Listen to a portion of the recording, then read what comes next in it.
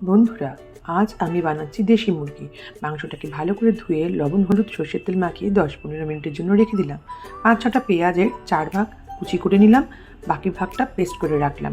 সাথে রেডি করে নিলাম আদা বাটা, ছুলে রাখা রসুনগুলো পেস্ট না করে অল্প লবণ দিয়ে ক্রাশ করে রাখলাম।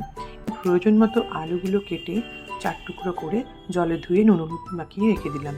যে যার ঝালের চয়েস ওয়াইজ কাঁচা লঙ্কার পরিমাণটা ঠিক করে নেবেন। 2টো মিডিয়াম সাইজের টমেটো কেটে টুকরো করে রাখলাম। সর্ষের তেল গরম করে 2টো তেজপাতা, গোটা জিরা ফোড়ন দিয়ে কেটে রাখা কাঁচা লঙ্কাগুলো দিয়ে দেব। তারপর কুচি করা পেঁয়াজগুলো দিয়ে মিনিট 5 নাড়াচাড়া করে ডিপ ব্রাউন ফ্রাইনের দরকার নেই, চিকেনগুলো ঢেলে দেব। সাথে নুন হলুদ মেখে রাখা আলুগুলো একসাথে মিলিয়ে দেব। এর উপর দিয়ে দেব পেস্ট করে রাখা পেঁয়াজ, আদা বাটা ও ক্রাশ করা রসুন। বেশ কিছুক্ষণ নাড়াচাড়া করে টমেটোর টুকরোগুলো দিয়ে দেব। এরপর গোটা গোলমরিচগুলোকে শুকনো খোলাতে নাড়াচাড়া করে গুঁড়ো করে ছড়িয়ে দেব চিকেনের ওপর।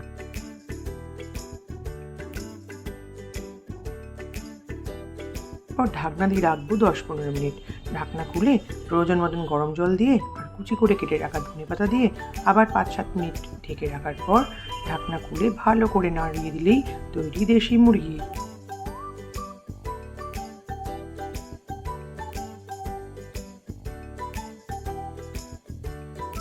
গরম গরম ভাত অথবা জিরা রাইসের সাথে পরিবেশন করুন দেশি মুরগি। ভালো লাগলে জানাতে ভুলবেন না। ধন্যবাদ।